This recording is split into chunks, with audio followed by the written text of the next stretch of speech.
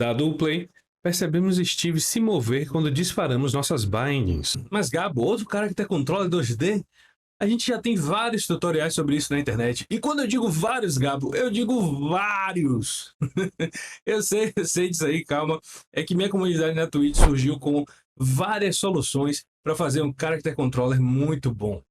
E a gente lida com coisas como, por exemplo, o novo input system da Unity, aplicar conceitos Solid para fazer delegação de responsabilidades, desacoplar scripts. E também a gente criou uma máquina de estados, isso mesmo, uma state machine para controlar os estados do nosso personagem. Tudo isso foi criado durante as lives na Twitch e a gente compartilha os códigos, a gente compartilha o conhecimento juntos. Nesse primeiro vídeo a gente vai aprender sobre o input system da Unity e vamos começar esse vídeo maravilhoso que eu tô doido para te mostrar algumas coisas.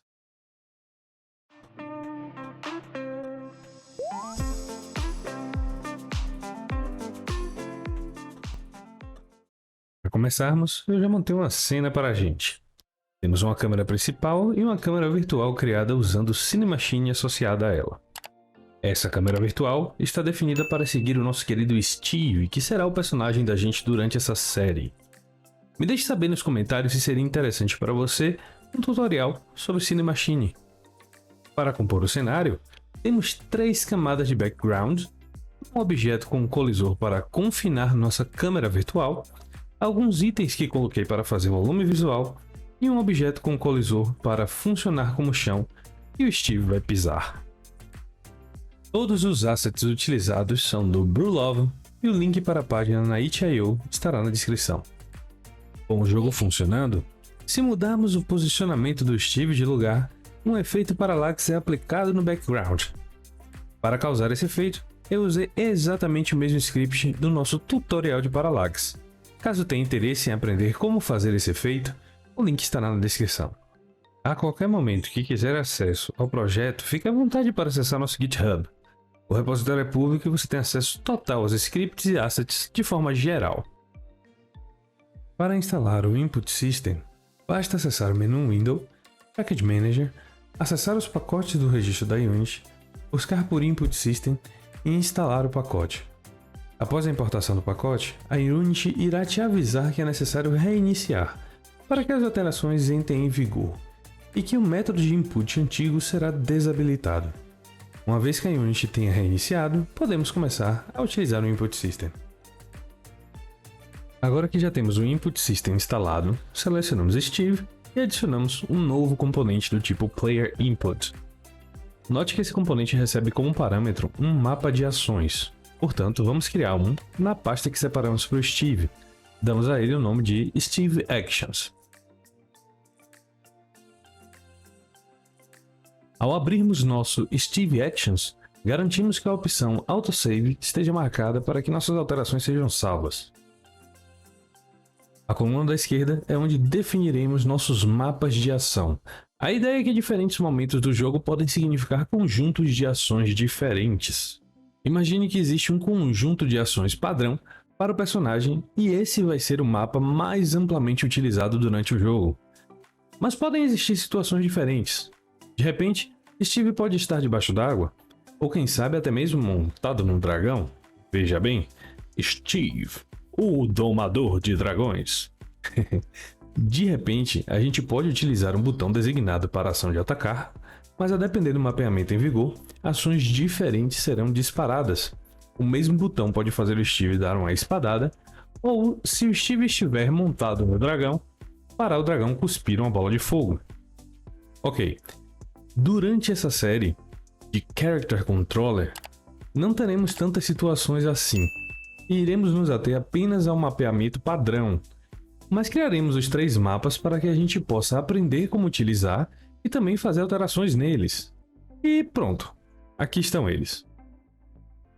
Com o mapa selecionado, eu posso finalmente designar ações para ele. Vamos começar mapeando a ação de atacar com a espada.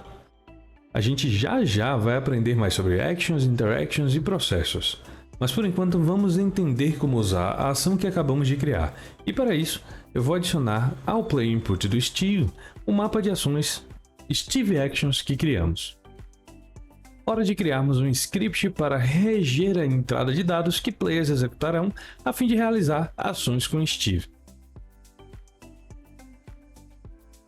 Com o script criado, adicionamos ele como componente ao nosso querido Steve e vamos abri-lo para a edição.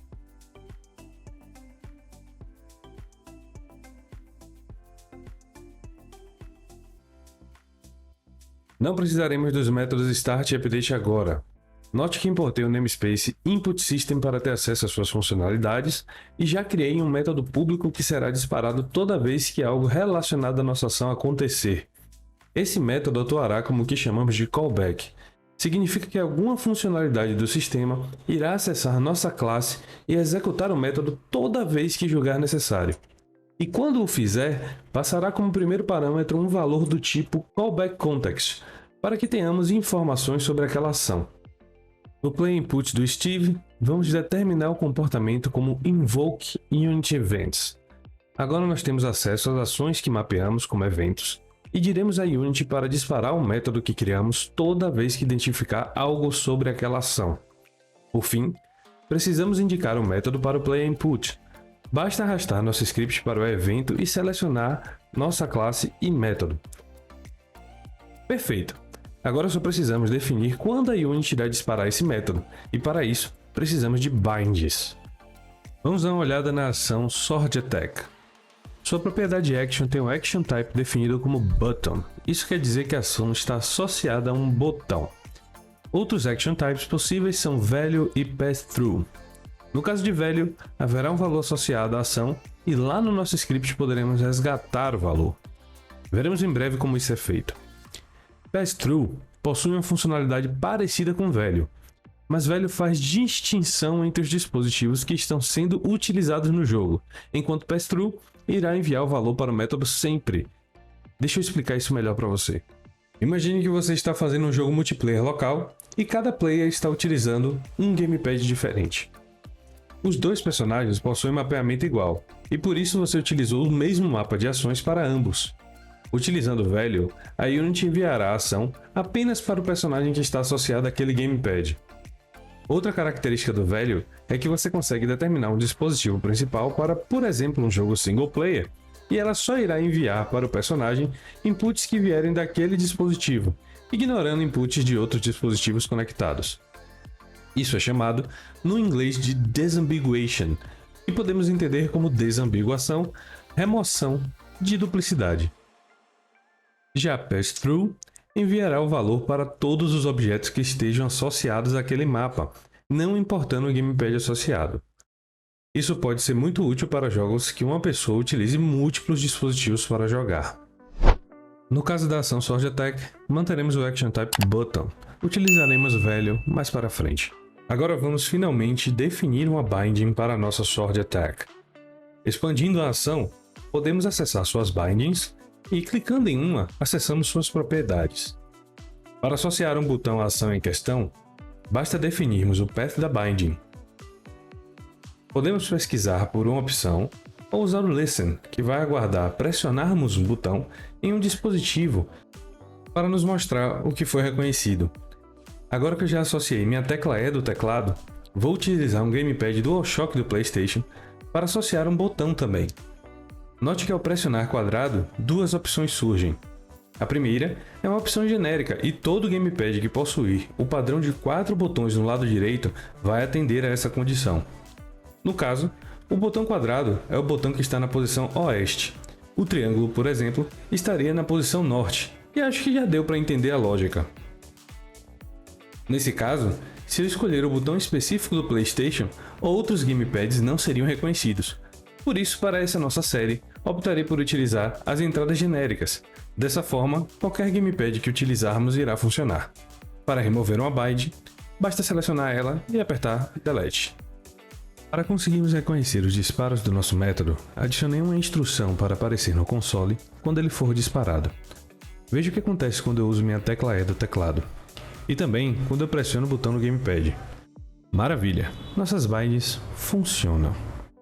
Mas você reparou que ela está sendo disparada 3 vezes a cada interação? Isso acontece porque a Unity dispara o método para nos avisar sobre as fases importantes da ação. De acordo com a documentação, cada ação mapeada possui 5 possíveis fases, mas nem todas são disparadas sempre. Para nosso caso, Disabled e Waiting não serão utilizadas, mas o link para a documentação estará na descrição caso queira saber mais. As 3 fases que foram informadas no nosso método foram Started, que representa o momento inicial da ação, mas não necessariamente porque a pessoa jogando iniciou uma ação significa que ela foi de fato realizada. Essa noção pode depender de condições. Justamente por isso, existe a fase Performed. Quando o método é disparado nessa fase, é porque a ação foi devidamente performada. Assim você sabe que pode seguir adiante na lógica da sua ação. Por fim, temos a fase Cancelled. Aqui a gente entende que a ação foi cancelada. Pode ter sido porque quem joga retirou o dedo do botão, porque falhou em conseguir executar a ação, ou algum outro motivo. A questão é, você agora tem a informação de que a ação não está mais sendo executada. E com algumas mudanças no script, se eu apertar quadrado, a gente pode verificar cada fase sendo reconhecida no console agora. E note que para conseguir identificar cada fase, eu utilizei booleanos que ficam disponíveis na ação que recebemos por parâmetro. Agora que já conseguimos associar um botão a uma ação, precisamos entender as formas de permitir interação com uma ação, além da interação padrão que já conhecemos. Para isso, usamos interactions, e se liguem quais são elas. Press significa pressionar o botão. Hold é o ato de segurar o botão por um determinado tempo. Tap é um toque rápido no botão. Slow tap é um toque um pouco mais demorado. E multitap é a ação de apertar o botão repetidamente durante um período de tempo. O press se comporta de forma bem parecida com a interação padrão. A diferença é que você pode escolher entre disparar a função assim que o botão for pressionado, quando ele for liberado, ou em ambas as situações. E você também poderá mudar o press point, um valor entre 0 e 1, que simboliza quanto o botão foi pressionado, sendo 0 pressão nenhuma e 1 completamente pressionado. Botões padrão irão apenas mudar de 0 para 1 ao serem pressionados, mas um gatilho, por exemplo, vai variar de acordo com o quanto você o pressionou.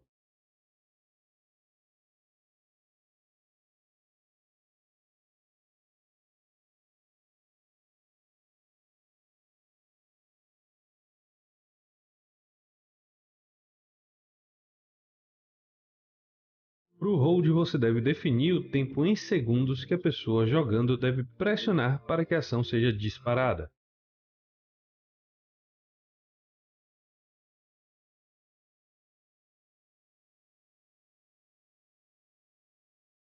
Para tap e slow tap, definimos a duração máxima do toque.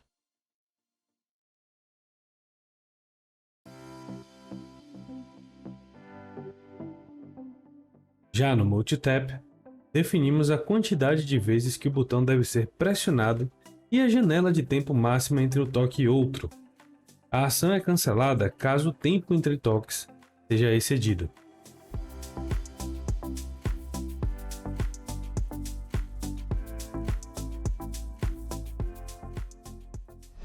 Todo esse mapeamento nos permite algo que facilita bastante a vida. Agora que a Unity toma conta dos inputs e só nos entrega ações realizadas, podemos definir mais de uma ação para o mesmo botão. Isso mesmo, a gente pode, por exemplo, definir que um toque num botão significa uma ação, porém esse mesmo botão, caso pressionado por um tempo específico, dispara uma outra ação. Eis as alterações que fiz no nosso script para que a gente possa verificar no console. A partir de agora, só iremos mostrar no console quando a ação for performada. Além disso, criei um novo método que representa a espadada mais forte. Agora basta criar mais uma ação, associar o mesmo botão, definir uma interaction do tipo hold para 1 segundo e meio e associar o evento no play input. Prontinho! Agora note que se eu der apenas um toque, a ação performada é espadada. Caso eu segure o botão, o que performa é a ação de espadada mais forte. Perfeito! E que tal tirarmos proveito dos diversos mapas de ação que criamos? No desenvolvimento do seu jogo, aposto que você terá maneiras maravilhosas de detectar a necessidade de mudar os mapas de ação. Talvez o personagem tenha colidido com algo que dispara mudança, como entrar na água, por exemplo. Ou quem sabe, durante uma cena inteira, o mapa será diferente do padrão, dando outra dinâmica e fazendo quem joga experimentar o ambiente e o jogo em si de forma nova. No nosso caso, eu organizei os mapas para que eu possa, no mapa padrão, além de executar as duas ações que já temos, mudar para os mapas Underwater e Raging Dragon. No Underwater, eu defini uma ação para simular o bater de pernas de alguém que está nadando. Usei um botão diferente da ação de atacar do mapa padrão para poder entendermos a diferença entre os botões. Além disso, criei uma ação para voltar para o mapa padrão. Já no Raging Dragon, eu mapeei uma ação de cuspir bola de fogo usando o mesmo botão da espadada, para deixar claro que não tem problema usarmos o mesmo botão em diferentes mapas. E também coloquei uma ação para voltar ao mapa padrão. Agora se liga no script como ficou, eu tive que fazer algumas mudanças para isso tudo funcionar. A primeira coisa que fiz foi definir 3 strings estáticas que irão guardar os nomes dos meus mapas. Isso vai facilitar tanto nos momentos de passar os nomes como parâmetro, deixando o código mais legível, como dando acesso ao nome do mapa para outros scripts. Isso evita hardcoding, aquela coisa de ficar escrevendo string várias vezes pelo código. Em seguida, eu pego uma referência ao componente PlayerInput durante o awake do MonoBehavior e para isso uso o método getComponent que a Unity disponibiliza para a gente. Daí eu crio um método público que irá mudar o mapa de ação atual no PlayerInput toda vez que chamarmos ele. Note que toda classe que tiver acesso ao Character Input poderá chamar esse método, o que pode facilitar a vida durante a programação. Os métodos das ações anteriores foram mantidos e adicionei novos métodos para as ações de nadar e cuspir bola de fogo. Por fim, criei métodos para mudar de mapa e poder te mostrar funcionando. Note que isso foi apenas uma maneira que encontrei de tentar tornar o Vida mais didático. Muito provavelmente os mapeamentos em projetos reais não iriam conter ações para mudar seus mapas. E agora, basta a gente fazer associações aos eventos no PlayerInput com os métodos que a gente criou. Agora vamos dar uma olhada nessas ações funcionando.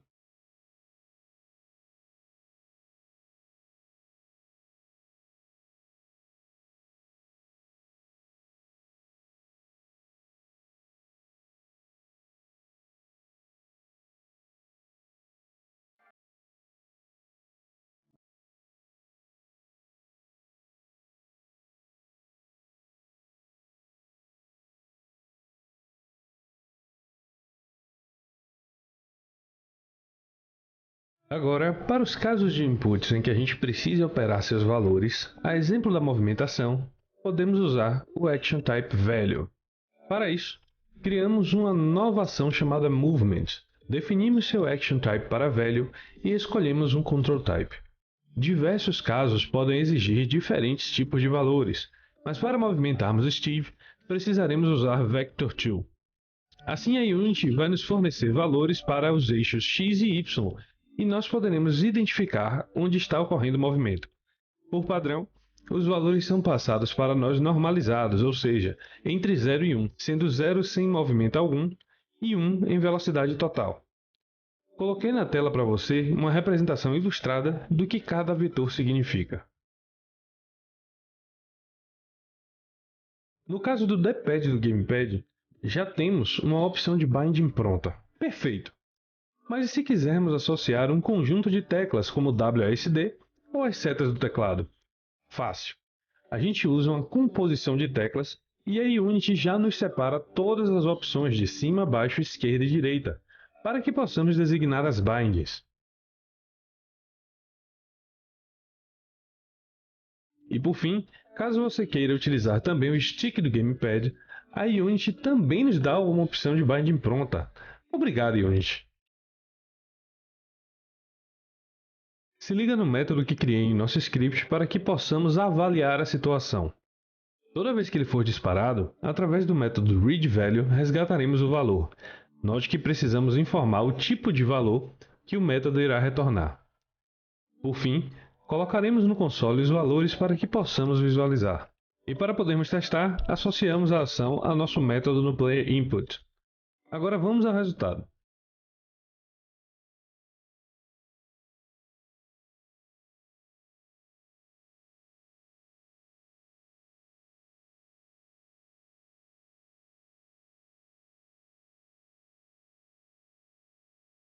Muito bom, né?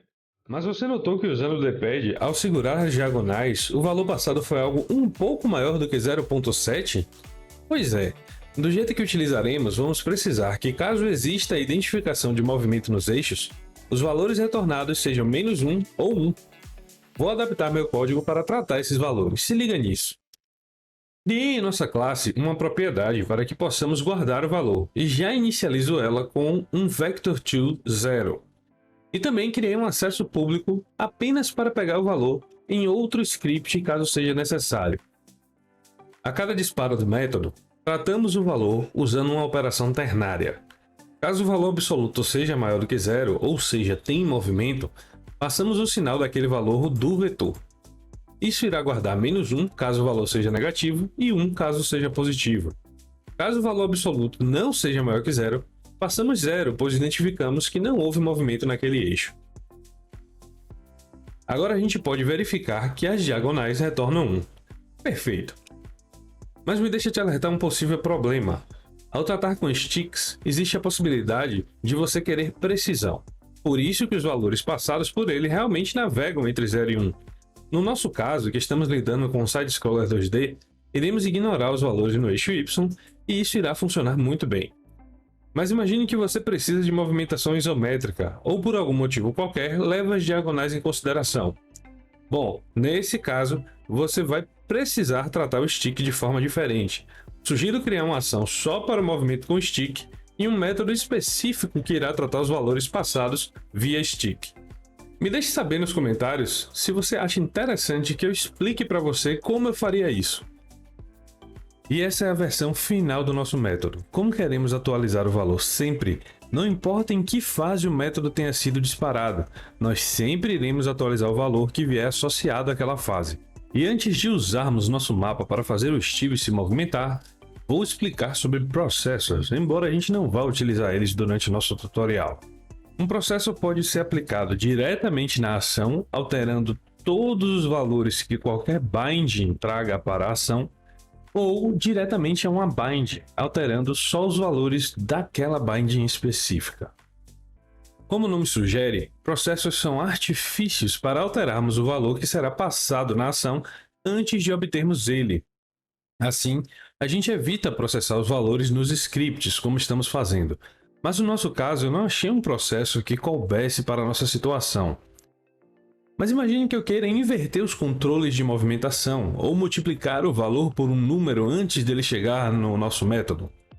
Esses exemplos e mais podem ser executados usando processos. Me deixe saber nos comentários, ou melhor, me conta na nossa comunidade no Discord quais foram suas experiências com processos. Vou adorar trocar informações contigo, o link está na descrição.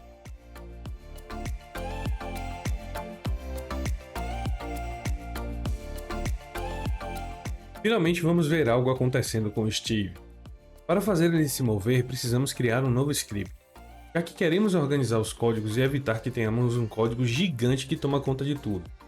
Nesse tutorial, vamos tentar ao máximo desacoplar as responsabilidades dos scripts e falaremos mais disso nos vídeos que estão por vir. Por ora, vamos acessar o script character que acabamos de criar e escrever algumas linhas de código.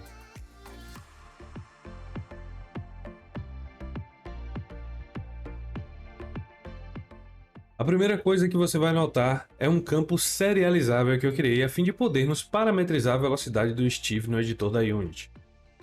Em seguida, pego referências aos componentes RigidBody2D e o Character Input que criamos, e note que ambos eu resgato no Awake do MonoBehavior para garantir que eles estarão disponíveis quando os frames começarem a ser lidos.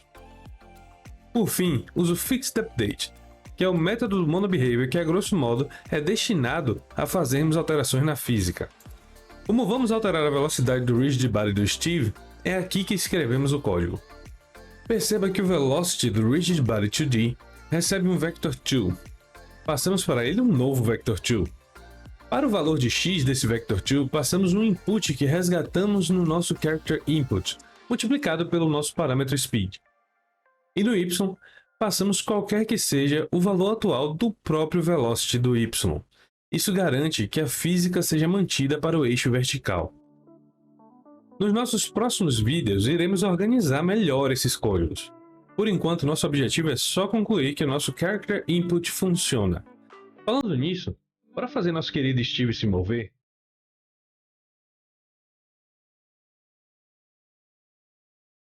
Outra alteração que faremos no Steve é criar um Physics Material 2D para ele e zerar a fricção. Isso vai dizer para o Rigid Body que não precisa aplicar física de atrito, deixando a velocidade a nosso total controle. Agora basta definirmos a velocidade dele como 5 e podemos testar. Dado o play, percebemos Steve se mover quando disparamos nossas bindings, tanto com o stick, como com o D-pad, e também usando as composições WASD e as setas do teclado. Muito bem, Steve! Esse foi o nosso primeiro vídeo da série Character Controller 2D na Unity, e acho que deu para ter uma boa noção de como podemos utilizar o Input System da Unity a nosso favor. No próximo vídeo, mostrarei como organizar as animações do Steve. Me deixe saber o que achou desse vídeo nos comentários. Saiba também que eu tenho um tutorial sobre como aplicar o efeito Parallax. Não esqueça de conferir caso seja do seu interesse. Caso eu tenha te ajudado de alguma forma, por favor, não se esqueça de deixar o like, se inscrever e acionar as notificações, tanto para não perder os próximos conteúdos, quanto para eu entender os conteúdos que devo continuar produzindo. E caso queira de alguma forma se conectar diretamente comigo, fique à vontade para me seguir na Twitch, onde eu faço lives de segunda a sexta, ou no nosso Discord amigável. A galera tá sempre trocando ideias e se ajudando por lá. Muito obrigado por assistir e até o próximo vídeo.